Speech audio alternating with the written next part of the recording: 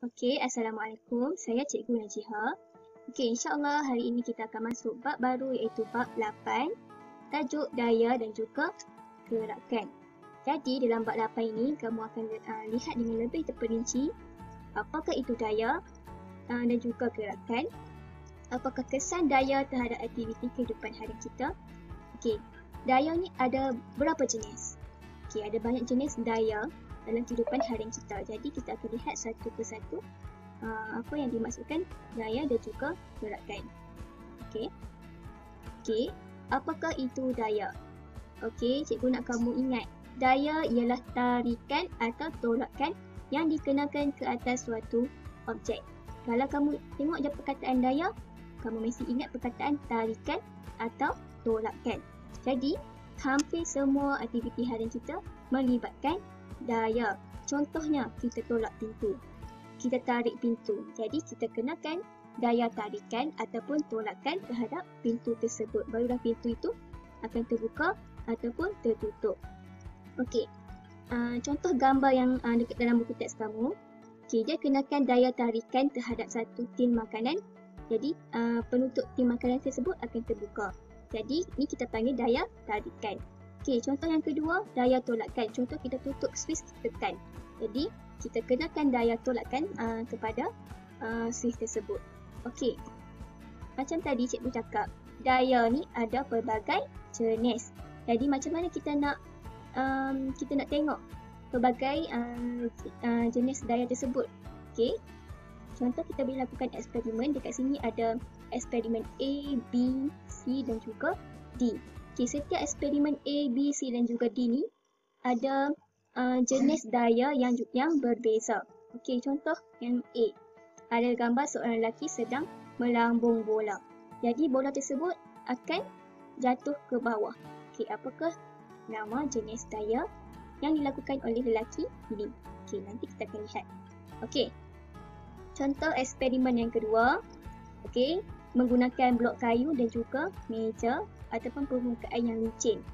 Okey, lepas tu kita tolak blok kayu tersebut.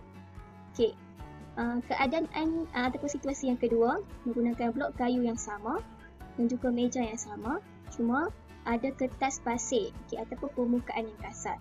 Jadi kita tolak blok kayu tersebut. Okey, yang mana lebih mudah mudah tolak? Yang A atau B? Okey, mestilah yang A. A sebab permukaan yang licin. Okey, apakah nama jenis daya yang dikenakan terhadap blok kayu ini? Okey, jadi nanti kita akan lihat. Okey, eksperimen yang ketiga, C. Kita guna spring dan juga pemberat. Okey, kemudian mula-mula sekali kita letak pemberat 50 gram. Kita tengok, kita perhatikan perubahan spring tersebut. Sama ada dia makin merekang ataupun makin mampat. Okey. Kemudian D, daya. Daya apakah yang dikenakan terhadap blok kayu yang diletakkan di dalam bikar yang dipenuhi oleh air.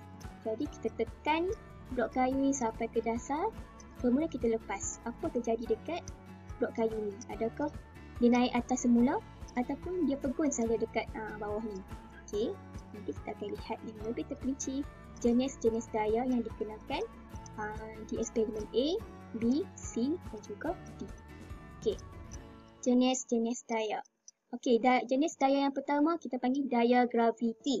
Okey, daya graviti ialah daya yang mengarah ke pusat bumi. Daya ini menyebabkan semua benda yang di lambung akan jatuh semula ke tanah. Contoh kita baling bola pingpong. Kita baling bola pingpong, kemudian dia akan jatuh ke tanah. Ini kita panggil daya graviti. Okey, yang kedua daya geseran. Daya geseran ialah daya yang menentang gerakan dan bertindak di antara dua permukaan yang saling bersentuhan. Okey, untuk daya geseran ni, macam mana kita nak tengok daya geseran ni? Daya geseran ialah daya yang bertindak ke atas arah yang bertentangan dengan arah gerakan. Contoh, ada seorang lelaki ni dia tolak kotak kayu. Jika arah gerakan dia ke arah kiri, jadi daya geserannya akan ke kanan, iaitu bertentangan. Okey, seterusnya daya apungan. Daya apungan ni ialah daya tujah yang bertindak pada suatu objek yang terapung di dalam sesuatu benda ataupun cecair. Okey, seterusnya daya elastik. Okey, daya elastik ni wujud apabila sesuatu bahan diregangkan atau dimampatkan. Contohnya tadi spring kita boleh tengok. Okey.